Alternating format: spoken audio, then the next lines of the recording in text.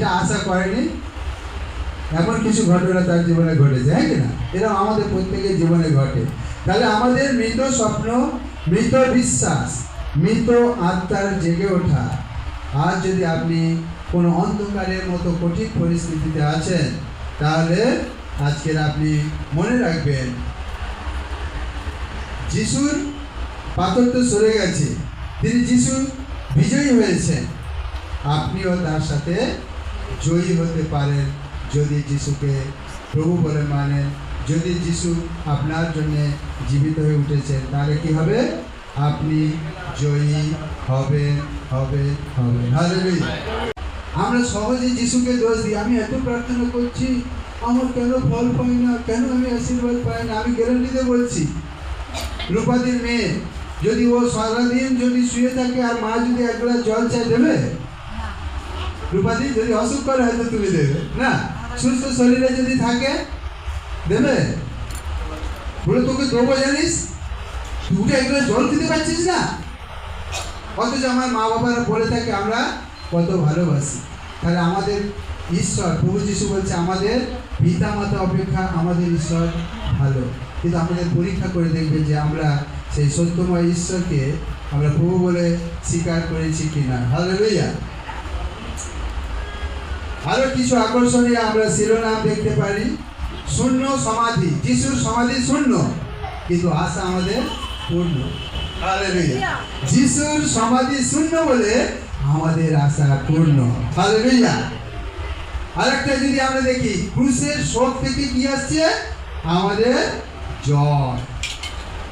যিশু ক্রুশে মরেছে বলে আমরা জীবনে জয়লাভ করতে পারি।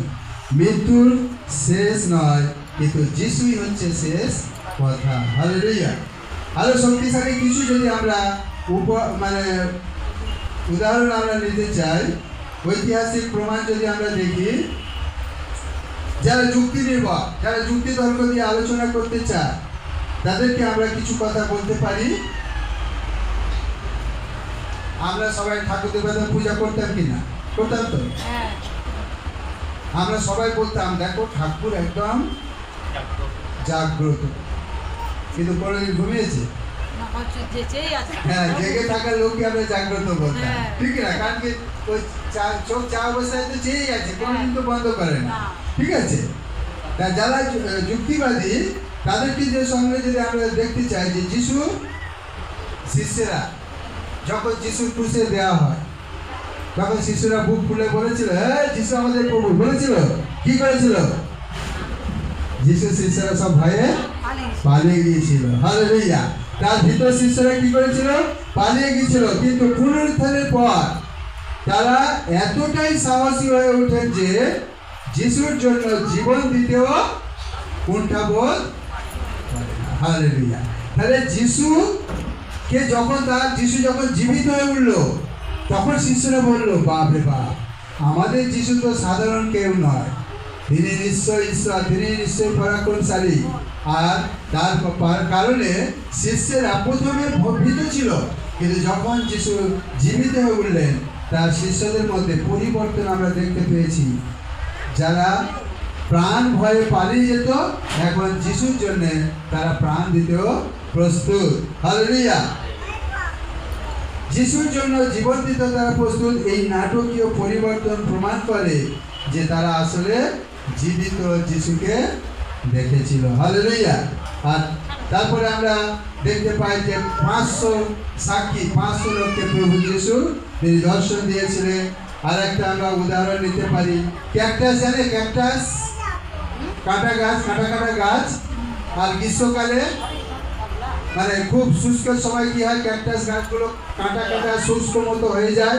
কিন্তু যখন তাদের অনুকূল পরিবেশ আসে, পরিস্থিতি আসে, তখন আমরা দেখতে পাই যে তাদের মধ্যে সুন্দর সুন্দর ফুল ফোটে। অর্থাৎ সেই শুষ্ক ক্যাকটাসের মধ্যে জীবন ছিল।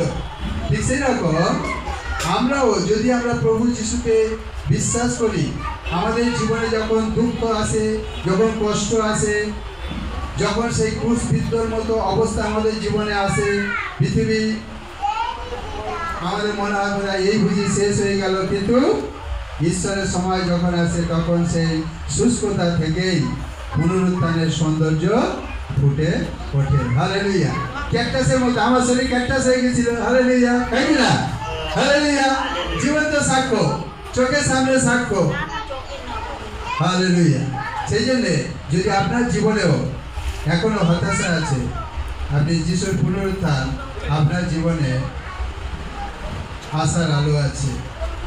এখন আমরা যিশু তো পুনরুত্থান করেছে, এটা আমার ব্যক্তিগত জীবনে এর প্রয়োগ কিভাবে করব, ব্যবহার যিশুর পুনরুত্থান আমার জীবনে কিভাবে আমি ব্যবহার করব। যিশুর কবরের পাথর সরে গেছে, কিন্তু আপনার হৃদয়ে অবিশ্বাসের কোনো পাথর কি এখনো যিশুকে আটকে রেখে দিয়েছে? হালেলুয়া।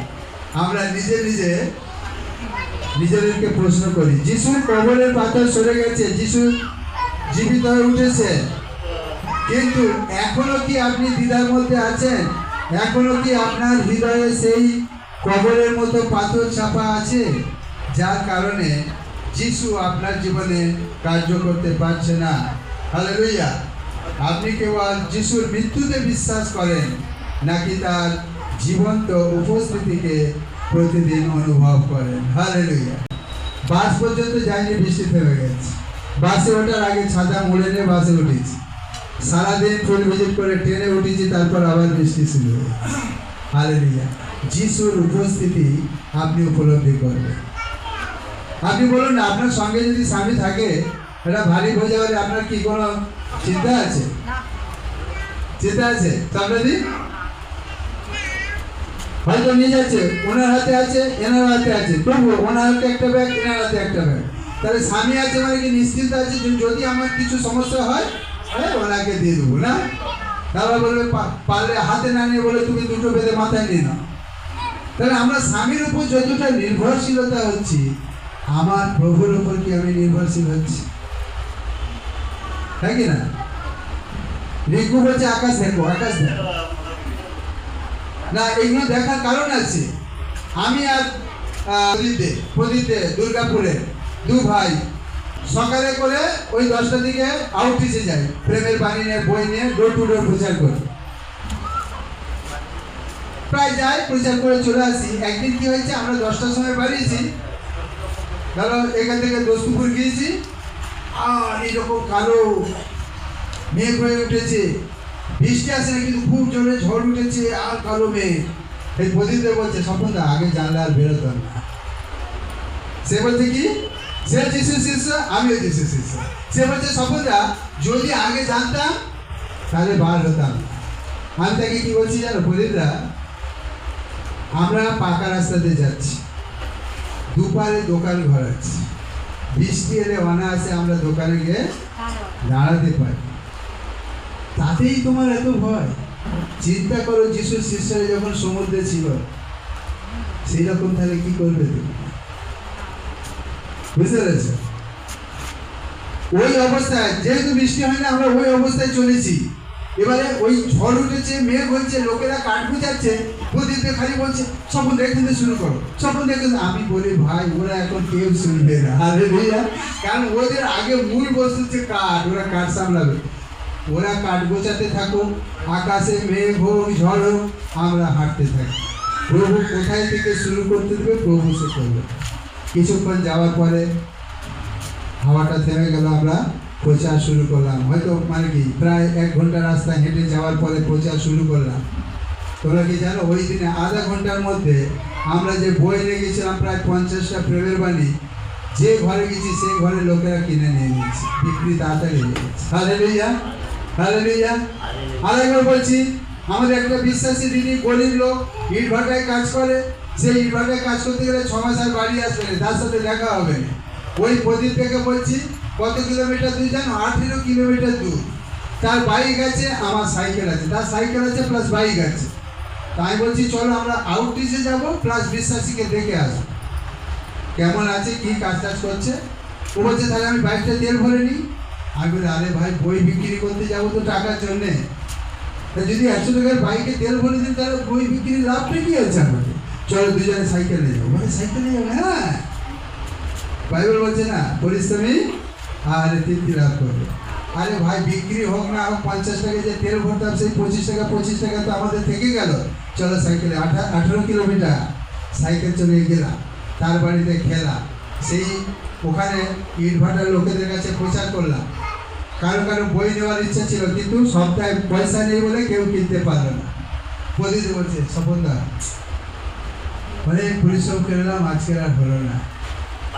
আমি বলি প্রদীপদা, আমি তখন দেখো, আমি তখন প্রদীপদাকে বলছি, প্রদীপদা তুমি সেই পিতরের মতো, প্রভু সারা রাত অনেক জাল ফেলিস। হ্যাঁ, যিশু বলছে এখনই তুমি জাল ফেলো, সমুদ্রে চলো।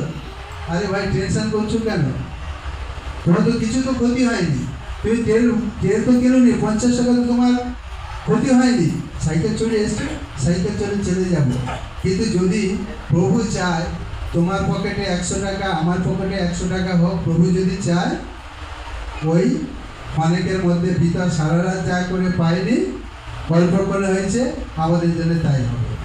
18 কিলোমিটার গেলাম, তার বাড়িতে ঢুকলাম, খাওয়া দাওয়া করলাম, তারা রান্না বান্না করে দিল, খাওয়া দাওয়া করে তখন 2টো 2:30 বেজে গেছে। সে আসতে যায় খালি বলছে সমুদা আজকে মানে ডিসকারেজ, নিরুৎসাহ। বললে বিশ্বাস করবে না, মেন রোড থেকে বলি চলো এখানে একটা ছোট্ট গ্রাম আছে, ঢুকলাম।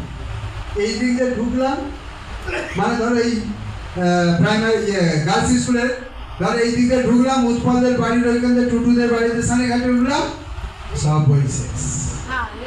তখন বলছি স্বপনদা সত্যি তোমার বিশ্বাস? আমি বলি ভাই বিশ্বাস আমার না, তোমার না, প্রভু তো নিজেই আমাদের বিশ্বাসের শিরোমণি রে ভাই। তিনি তো আমাদের বিশ্বাস দিতে চায়, তিনি আমাদের জীবনে তো কার্য করতে চায়। তুমি যদি কার্য করতে না চাও তাহলে কিভাবে হবে? হালেলুয়া, অবশ্যই আসতে কাজ দেখতে পাবে। হালেলুয়া। যে শক্তি যিশুকে মৃত্যুর মধ্য থেকে জীবিত করেছে, সেই একই শক্তি আজ আপনার রোগ, আপনার শোক, আপনার ব্যর্থতাকে জয় করার জন্য আপনার সাথে আছে। হালেলুয়া। আমার আজকের বয়স প্রায় 56 বছর। আমাদের সেবা ভারতে 2 জন সিনিয়র আছে, আর আমি 3 জন সিনিয়র কোঅর্ডিনেটর আছি। অনেক যুবকরা দূরে যেতে চায় না। আমি বলেছি যেখানে কেউ যাবে না সেখানে আমাকে পাঠাও, আমি যাব। Hallelujah, hallelujah. প্রভু আপনার জীবনে, আমার জীবনে তিনি ব্যবহার করতে চান। সুতরাং আজকের পুনরুত্থান আপনার জীবনে, আমার জীবনে যা কিছু হতাশা আছে, যা কিছু নিরুৎসাহ আছে, সেটাকে আপনি সমাধান করার চেষ্টা আমি উদাহরণ দিচ্ছি সুপর্ণাদি। যিশু তাকে বলছে তুমি জগতের জ্যোতি, তুমি জগতের লবণ। কেউ লবণ নিয়ম মতো নিয়ে মাখিয়ে খায়, কেউ লবণ নিতে গিয়ে লবণের কৌটোটা উল্টে দেয়, তাই কি না? লবণের তাতে কিছু যায় আসে না। তুমি আশ্বাসযুক্ত হবে তোমার জীবনটা শুনে, যা পারি করুক। ওই জন্যে গীত সংগীতায় তার 115 গীতে কি বলছে? যার দৃষ্টিতে পামর তুচ্ছনীয় সে ধন্য। আরে স্বামী, শ্বশুর, যে যা পারি করুক, হালেলুয়া, যত প্রত্যাখ্যাত হবে আর সহ্য করতে পারবে, এটা প্রমাণ করবে যে তুমি যিশুতে এগিয়ে যাচ্ছ। হালেলুয়া। ওই জন্য ঈশ্বরের বাক্যে লেখা আছে, আমি তোমাকে আগুনের মধ্য দিয়ে নিয়ে যাব, আমি তোমাকে জলের ভিতর দিয়ে নিয়ে যাব, কিন্তু সেই আগুন বা জল তোমাকে কোনো প্রকার হানি করতে পারবে না। সেই জন্য খ্রিস্টতে প্রিয় ভাই বোনেরা, আজকের পুনরুত্থান আপনার জীবন, আমার জীবনে আশীর্বাদের কারণ।